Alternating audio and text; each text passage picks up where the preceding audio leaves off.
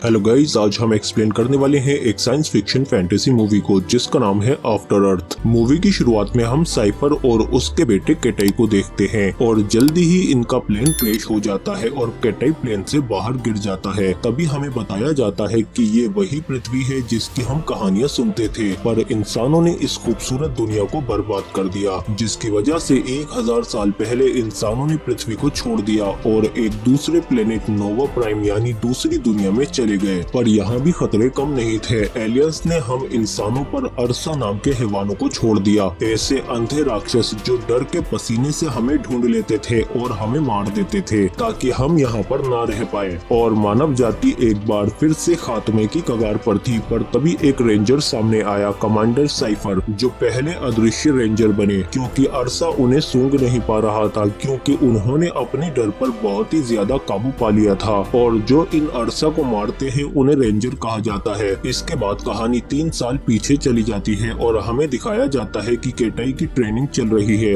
Ranger बनने के लिए। और जब वो कमांडर के पास आता है तो कमांडर उसे बताते हैं कि तुम हर एक चीज में परफेक्ट हो, पर तुम अभी रेंजर नहीं बन सकते, इसीलिए अगले साल ट्राई करना। जिस पर केटाई कहता है कि सर, मैं रेंजर बन सकता हूँ, मुझ में काबिलियत है। 3 दिन बाद मेरे पिता घर पर आ रहे हैं और मैं उनके सामने रेंजर बनकर जाना चाहता हूँ, पर फिर भी कमांडर इसे रेंजर नहीं बनाते।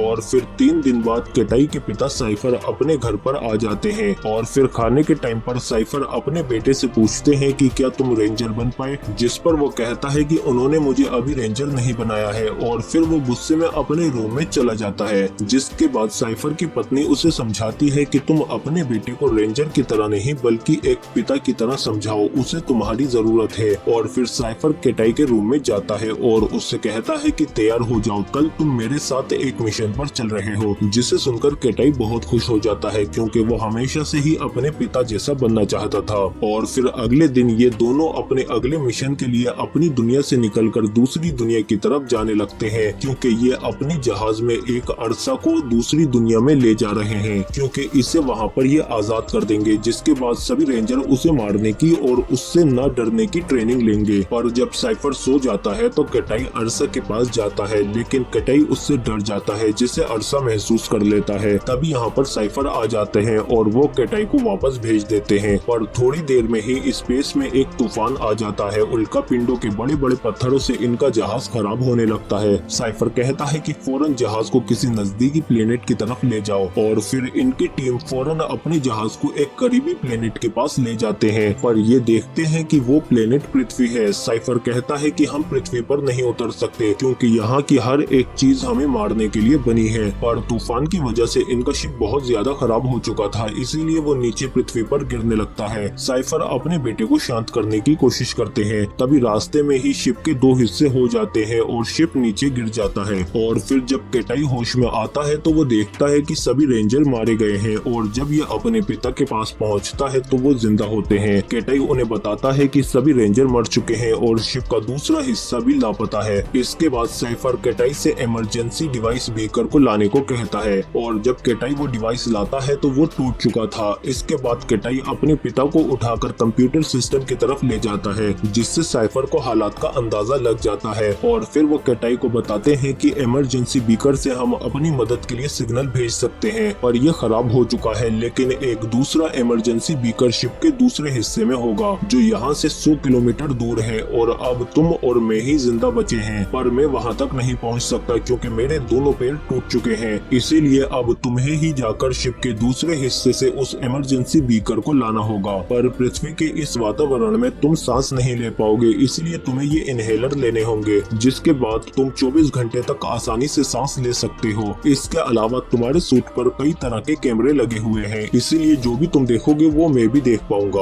और मैं लगातार तुम्हें गाइड करता रहूंगा। और मेरा ये हथियार ले जाओ, इसमें 24 अलग अलग तरह के हथियार हैं। इस पृथ्वी पर हम बिल्कुल भी सुरक्षित नहीं है। इसके बाद केटाई जब अर्सा के बारे में पूछता है तो साइफर बताते हैं कि या तो वो हादसे में मारा गया है या फिर आजाद हो गया है, पर अगर वो वहाँ होगा तो मैं तुमसे पहले उसे देख लूंगा। इसके बाद केटाई बाहर आ जाता है और वो पहली बार इस पृथ्वी को देखता है जिस पर उसके पूर्वज रहते थे, और आज ये पृथ्वी पूरी तरह से जीवन से भरी हुई है। यहाँ पर अभी भी सभी जीव रहते हैं सिवाय इंसानों के। और इधर साइफर भी शिप से बहुत सारे कैमरा छोड़ देता है जो जंगल में हर तरफ अर्सा अर्सा को ढूंढने लगते हैं और साइफर अपने बेटे से कहता है कि तुम्हारे हाथ पर लगा हुआ पेड़ ही हम दोनों को आपस में जोड़े रखेगा। और इसके बाद साइफर जब अपना चेकअप करता है तो उसकी हड्डी टूट चुकी है, इसीलिए सिस्टम उसे दर्द की दवाई लेने को कहता है, पर इसे लेने की वजह से उसकी नजर कमजोर हो जाएगी और नींद आने लगेगी। पर इसे लगातार अपने बेटे पर नजर रखनी है और उसे रास्ता दिखाना है, इसीलिए साइफर दर्द की दवाई नहीं लेता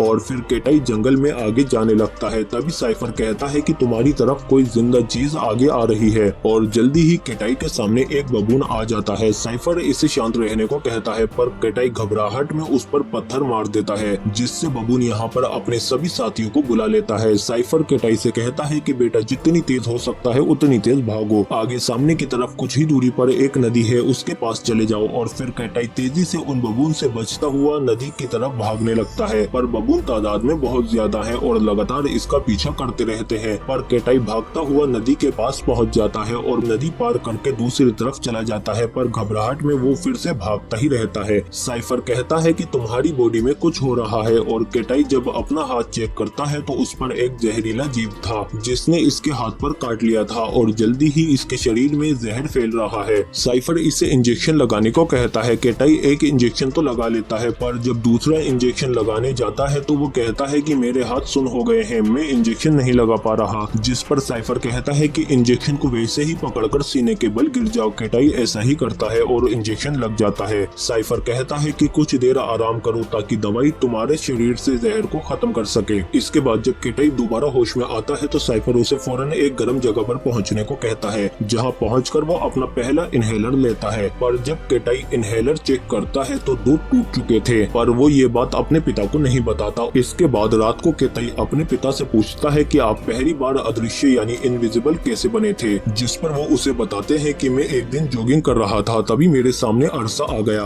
मैं जैसे ही अपने हथियार की तरफ बढ़ा तो उसने मुझ पर हमला कर दिया और नाखून गड़ा दिया और देखते ही देखते हम पहाड़ी से नीचे नदी में गिर गए। अर्सा मुझे पानी में डुबोकर मार रहा था, मैं मरने वाला था, पर तभी मैंने डिसाइड किया कि मेरी मौत ऐसे नहीं होगी, इसलिए मेरा ध्यान अर्सा की तरफ से हट गया और मैंने अर्सा का नाखून अपने कंधे से निकाल फेंका। और जब मैं पानी से बाहर आया तो तब अर्सा मुझे नहीं देख पा रहा था, क्योंकि मेरे अंदर से उसका डर निकल चुका था और मैं उसके लिए अदृश्य हो गया था। जिसके बाद मैंने उसे मार दिया और तब मुझे पता चला कि डर असलियत नहीं होता, बल्कि यह हमारा बनाया हुआ ही भ्रम है। इसके बाद अगली सुबह जब केटाई झरने के पास जा रहा होता है तो रास्ते में उसे बबून की लाशें मिलती है, जिन्हें देखकर साइफर समझ जाता है कि यह अर्सा का ही काम है। इसीलिए वो केटाई से कहता है कि जल्द से जल्द झरने की तरफ भागो और फिर तेजी के साथ केटाई झरने की तरफ भागता है। पर जब वो आगे जाता है तो रास्ता नहीं होता और नीचे एक बहुत ही गहरी खाई है, जहाँ से कूदकर केटाई को नीचे जाना है। साइफर इससे पूछता है कि तुम्हारे पास सामान कितना है, जिसके बाद साइफर को उसके इनहेलर दिख जाते हैं और अब साइफर को पता चल जाता है कि इसके पास सिर्फ 2 ही इनहेलर हैं। इसीलिए वो केटाई से कहता है कि इस मिशन को यहीं खत्म करो और फौरन वापस आ जाओ, पर केटाई नहीं मानता, वो आगे जाने को कहता है। जिस पर साइफर उससे कहता है कि तुम बिना इनहेलर के आगे नहीं जा सकते, तुम्हें शिप के दूसरे हिस्से तक पहुंचने के लिए कम से कम 3 इनहेलर चाहिए और तुम्हारे पास 2 हैं, इसीलिए फौरन वापस आ जाओ। पर केटाई बात नहीं मानता और वो झरने से नीचे कूद जाता है। इसका एडवांस सूट फौरन फ्लाई मोड में आ जाता है और वो परिंदे की तरह उड़कर नीचे जाने लगता है, पर तभी इसके पीछे एक बड़ी सी ईगल लग जाती है। साइफर कहता है कि अपने हाथ बंद करके नीचे तेजी से जाओ। केटाई ऐसा ही करता है और झरने के जरिए उस ईगल को चकमा देने की कोशिश करता है, पर वो ईगल सामने से आकर उसे पकड़ लेता है और जब केटाई की आँख खुलती है तो वो ईगल के घोंसले में होता है, जहाँ इसके छोटे छोटे बच्चे हैं। पर तभी घोंसले पर लिपर्ड हमला करने लगते हैं। ईगल उन्हें रोकने की कोशिश करती है, पर दूसरे लिपर्ड अंदर आकर बच्चों को मारने लगते हैं, जिस पर केटाई भी लिपर्ड को मारकर बच्चों को बचाने लगता है। तभी ईगल बाहर से लिपर्ड को खींचकर नीचे गिरा देता है और फिर आखिरी लिपर्ड को भी केटाई मार गिराता है। पर अब तक उन लिपर्ड्स ने इन सारे बच्चों को मार दिया था। जिसके बाद केटाई नीचे उतर आता है और वो देखता है कि ईगल मरे हुए बच्चों पर बहुत दुखी है। इसके बाद आगे जाकर केटाई जब अपने हाथ का डिवाइस चेक करता है तो वो खराब हो चुका था, इसीलिए ये अपने पिता से बात नहीं कर पा रहा था, पर वो ईगल इसके पीछे पीछे आ रही थी। इसके बाद अगले दिन केटाई लकड़ियों का एक बेड़ा बनाकर नदी के रास्ते अपना सफर तय करने लगता है और रास्ते में सो जाता है। और जब इसकी आँख खुलती है तो ये देखता है कि चारों तरफ का टेम्परेचर बहुत तेजी से नीचे गिर रहा था। केटाई नदी से निकलकर आगे जाने लगता है, पर टेम्परेचर बहुत तेजी से नीचे गिर रहा है और केटाई जैसे ही आगे जाता है तो वो ठंड की वजह से जमने लगता है और नीचे गिर जाता है। तभी ईगल उसे खींचकर ले जाती है और एक गर्म गड्ढे में डाल देती है। इसके बाद सुबह जब इसकी आँख खुलती है तो ये फौरन बाहर आ जाता है और देखता है कि ईगल ने सारी रात इसको गरमाई दी थी, क्योंकि अपने बच्चों के मरने के बाद वो इससे अपना बच्चा ही समझ रही थी, पर केटाई को गर्म रखने के चक्कर में वो खुद मर गई। इसके बाद केटाई जब आगे बढ़ता है तो इसे सांस लेने में दिक्कत होने लगती है, क्योंकि अब इसके इनहेलर खत्म हो चुके हैं। पर थोड़ी ही दूर आगे जाने पर इसे शिप के टूटे हुए हिस्से मिल जाते हैं, जिनका पीछा करते हुए ये जहाज के दूसरे हिस्से तक पहुंच जाता है और वहां से सबसे पहले इनहेलर लेकर ले लेता है। इसके बाद ये यहाँ से अपना हथियार लेकर जब अरसा को चेक करता है तो वो यहाँ पर नहीं होता। इसके बाद केटाई उस बीकर डिवाइस को ढूंढ लेता है और फिर अपने पिता से कहता है कि मुझे ये डिवाइस मिल गई है। साइफर इधर से जवाब देता है, पर केटाई को आवाज नहीं आती क्योंकि सिग्नल खराब हो चुका था। मतलब केटाई की आवाज साइफर को आ रही थी, पर साइफर की आवाज केटाई नहीं सुन पा रहा था। इसके बाद केटाई इस डिवाइस से सिग्नल भेजने की कोशिश करता है, पर सिग्नल नहीं जाता, जिस पर साइफर उससे कहता है कि ज्वालामुखी की राख की वजह से आसमान में सिग्नल नहीं जा पा रहा, तुम्हें पहाड़ के ऊपर जाकर सिग्नल देना होगा। पर ये सब केटाई को सुनाई नहीं दे रहा था और फिर केटाई भी पहाड़ की तरफ देखने लगता है और समझ जाता है कि शायद राख के बादल की वजह से सिग्नल नहीं जा रहे होंगे, तो मुझे पहाड़ के ऊपर जाकर सिग्नल देना होगा। इसीलिए केटाई फौरन पहाड़ के ऊपर जाने लगता है और इधर साइफर देखता है कि अरसा ने केटाई को ढूंढ लिया है और वो इसकी तरफ बढ़ रहा है, पर साइफर अपने बेटे को ये बात नहीं बता पाता